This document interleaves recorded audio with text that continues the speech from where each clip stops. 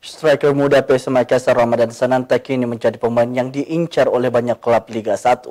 Persib Bandung, Persis Solo, dan Persija Jakarta kabarnya sedang bersaing untuk mendapatkan penyerang berusia 20 tahun itu.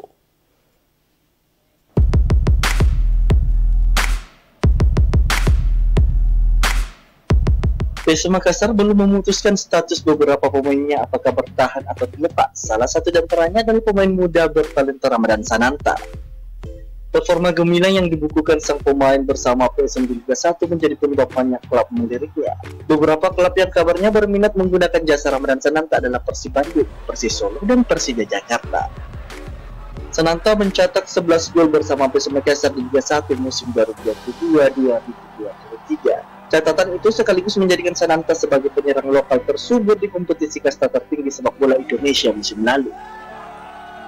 Selain di PSM, Ramadan Sananta juga sukses tampil gemilang bersama timnas Indonesia di SEA Games Kamboja 2023. Ia menjadi salah satu pemain penting di balik kesuksesan pasukan Garuda menjuarai turnamen tersebut. Wahyu Saputra, Slebes TV.